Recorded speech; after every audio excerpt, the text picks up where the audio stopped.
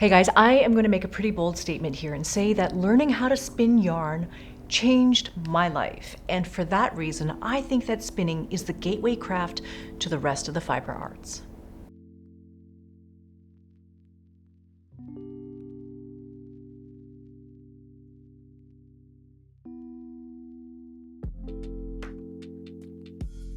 Hey there, thank you so much for being here. I am Felicia from SweetGeorgia and the School of SweetGeorgia.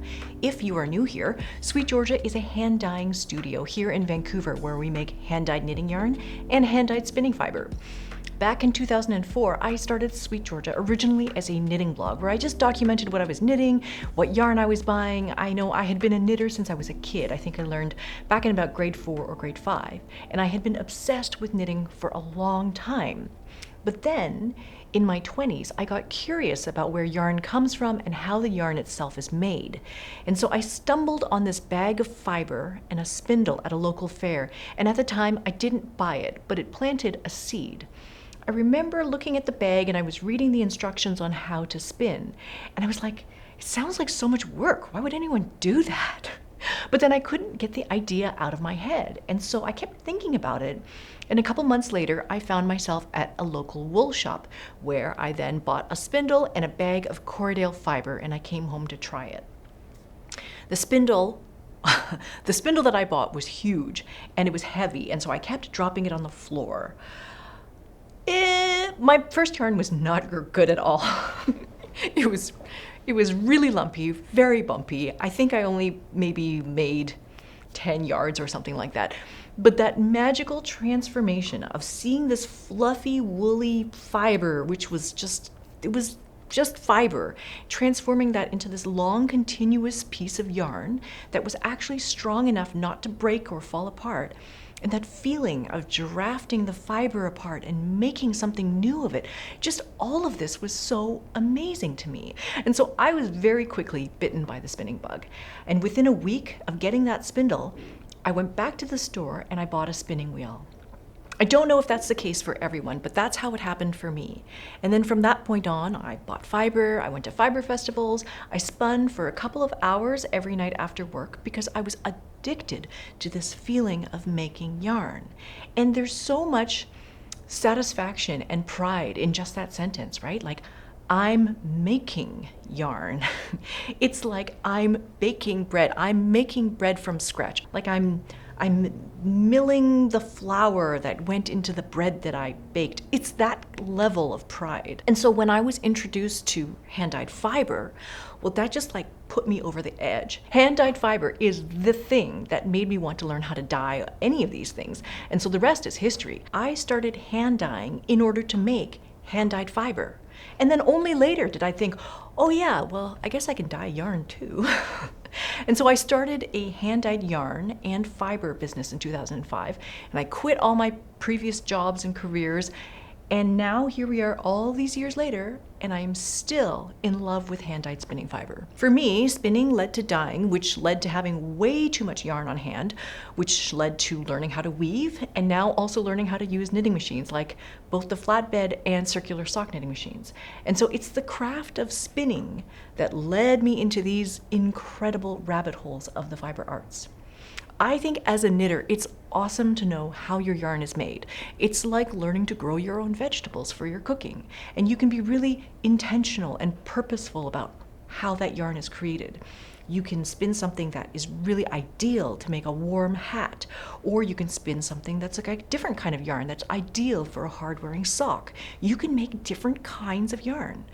Or you could also just enjoy the relaxing and meditative feel of transforming fiber into yarn between your hands. Now, if I have planted a seed and intrigued you at all into this idea of learning how to spin, I encourage you to pick up a spindle and try a little bit of Corriedale wool fiber. Just give it a try. I teach a class on the School of SweetGeorgia called Spinning from Scratch, and it's exactly for someone who has never touched a wheel before, never touched fiber, never touched a spinning tool at all. And I go through all the steps and I show you, this is fiber, this is where we start, this is how you draft it, this is how you add twist, and then you add twist with a tool, whatever tool it is that you want to use. Once you're able to spin a continuous thread, we have a whole world of spinning classes taught by amazing spinning instructors to learn from. So everything from learning how to spin with an e-spinner to a supported spindle, spinning for sweaters or spinning for socks, spinning different kinds of sheep breeds, luxury fibers like silk and cashmere, learning how to blend different colors together, different textures together, spinning thick and thin and bulky yarn. All of these things become possible once you've learned that first bit, which is just how to add twist to a puff of fiber. If you need a little bit of support along the way, we have quite an active spinning group on Discord already. And if you need a little bit of inspiration to start spinning, I have actually quite a number of new hand-dyed colors for spinning fiber that are available right now. I think that they're really, really gorgeous. And I've already started spinning a few of them, including this one and this one. This one is called the Salted Caramel, and this one is Trail Runner. And I've already got these two on the bobbins right now. I already have this one spun up and plied, and this one just needs to be plied right now, but I have so many other ones to work through as well. We have other ones here. This one is Sugar Plum, and this one is Snow Angel. And then we have two other colors which I think are super fun that I want to spin next.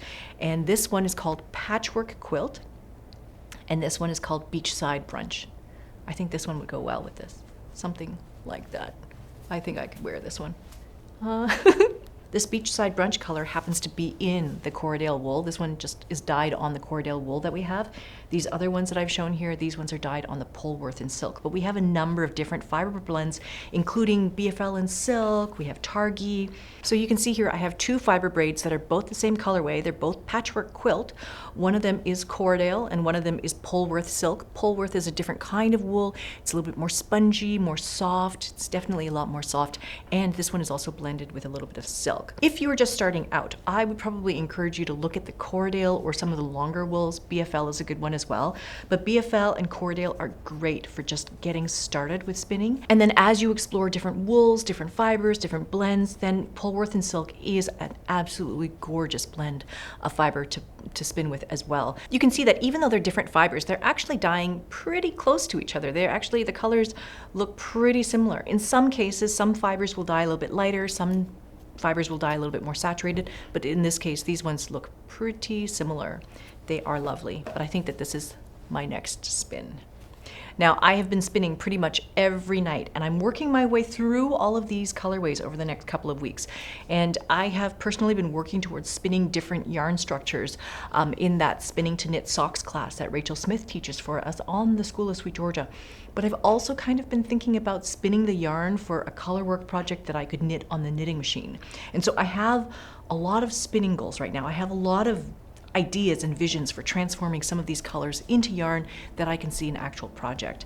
So it's been fun. I've been spinning every night and then thinking about what I'm going to put on the machine, what I'm going to put on the loom, what I'm going to put on the circular sock knitting machine, all of these things. So I would love to hear from you in the comments about your spinning experience. How did you learn how to spin? Did it lead you to another craft? Did it change how you knit or how you see yarn? I would love to know. And to help anybody out who is just interested in getting started and doesn't know where to begin with spinning, I made a quick guide for everything that you need to know to get started with spinning. You can download the PDF using the link in the description box below or in the show notes page for this episode. And with that, thanks for being here today. If you like this video, please hit the like button. And if you would like to see more content like this, please hit subscribe. We come here regularly to talk about color and craft and the fiber arts. I will see you in the next one. Bye for now.